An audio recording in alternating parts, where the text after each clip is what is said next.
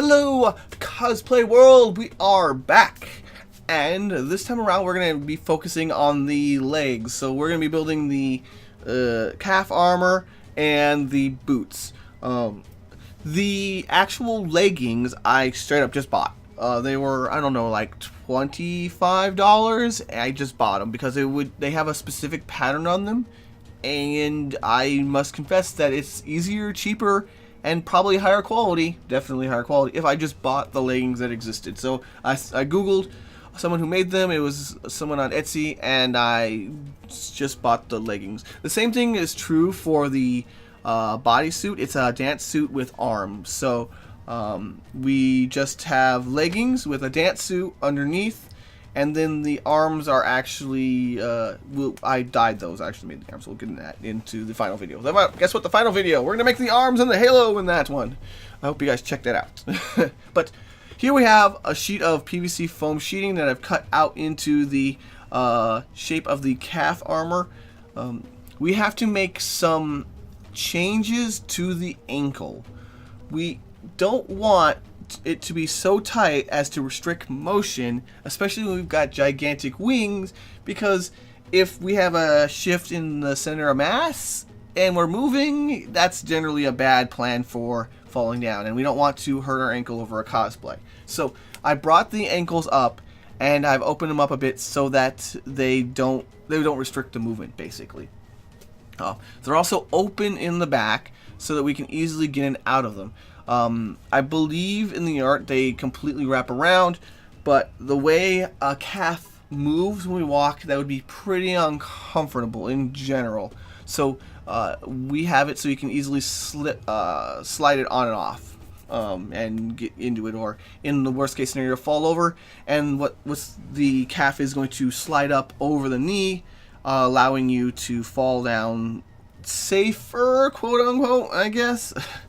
There is a knee bit of armor here we're going to cut out, and it's simply just sort of an oval piece to allow for it to be attached, and we don't have a zillion pieces. We're going to be attaching it later on to the top of the leg section here. So here is my wonderful hot knife, and I use it to get all sorts of details, and it does an amazing job for curves, especially with our thermoformal materials. So if you're working with EVA foam or Warbler or other plastics like this, your hot knife is so great at getting all these details done. I recommend the steel heads. I have not seen a copperhead in years, so that's kind of a moot point, but it used to be back in the day you get these copperheads and they just snap off. They were terrible. And you have to, I think you still have to buy your steel headed blades separately, but they're more common now that people started using them, and I've seen them pop up in the stores regularly rather than we have to scrounge through a different section in order to get a hold of them. So the heat gun here, I'm going to try and heat up the surfaces evenly and smoothly. I have a circular motion when I do it. I don't hit them with a jet. I keep it moving around the surface so I don't end up puckering and dimpling the surface or even burning it in the worst case scenario. So this is the Insulation 78. This is a special glue for foams, and it's very nice because it glues very uniformly with very little residue, and it's clean. It is also much faster than, say, contact cement, so it allows me to keep working. It's pretty strong. It's made for XPS foam, the pink foam, the insulation foam, but it works for foams in general, which is useful because as people who work with the foams know that they can be temperamental to glues. So yes, be careful there when you're using your glue.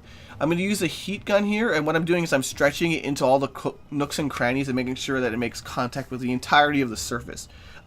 And I generally line any armor that's going to make kind of direct contact with my body or their body because it's more comfortable. EVA foam is a padding, and it's going to make the piece generally more comfortable to wear overall.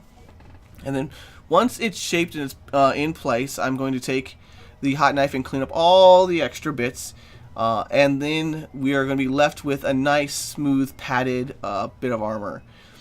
The problem is the edge isn't exactly the prettiest there. You can kind of see where it overlaps, so let's clean that up. Additionally, we're going to be adding this Warbler because I've said a few times, if you've watched a few of my videos, it is a pretty good material to prevent con damage. So we're trimming it to smooth out the edge, making it more comfortable and a nice cleaner seam. Also because it acts as a cushion against any kind of contact you might make with other parts of your costume, other people, the con, whatever the case may be, and will add to the longevity and life of your cosplay overall, especially when you're making a more rigid armor such as this. Now, most of my Warbler I use like this. I just simply cut a 1/2 inch strip for most of my trim. If it's especially thick, like if I'm using, say, 1/4 inch EVA foam, then obviously I need a thicker strip of Warbler.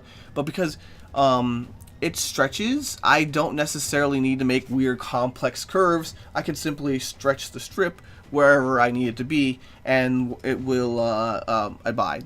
The worst case scenario is when I have the worst case scenario is if I have a corner that is especially pointy and I've got a little bit extra material left around, in which case I'll pinch off the top edge and I will cut it away and smooth it out. And I'll try and do overlaps or places where there's extra material in spots where it's far less noticeable. As you can see here, I start and end this trim at the bottom because at the bottom is where it's going to be attached to the calf armor, and you will very likely not be able to see it. Whereas if I had the beginning and end at the top, you could see that seam much more easily. So just hiding seams here and there wherever I possibly can. Awesome. And just simple scissors, and that's all you need. You don't need any special glue. Yay! Thermal adhesives! Woo!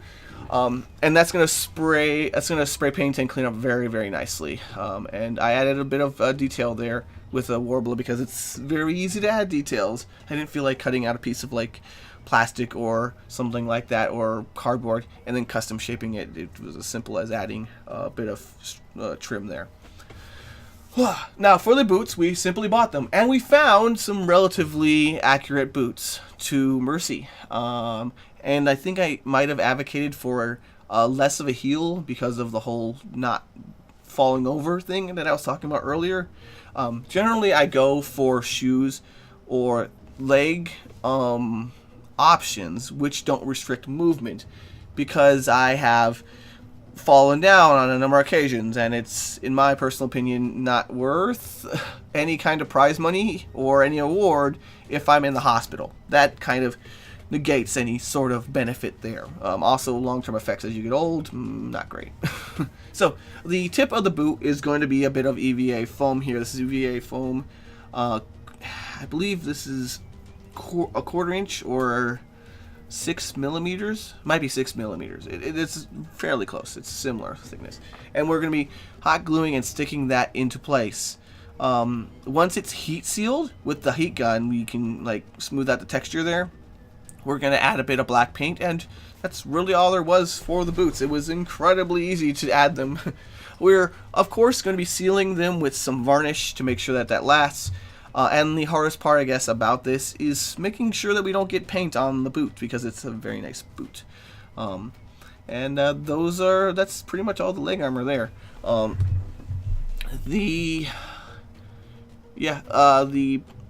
The boots, I think the heel I could have painted a different color, but we left it as it was because it wasn't too far off of the intended color. And there we go. I think the last thing to do is the arms and the halo. We'll get into that in the last video. Hope you guys check that out at finalcosplaycore.com. Thanks for watching. Good times to all. Hurrah! Hey, I just wanted to say thanks for all the support and everything you help us with. Good times to all.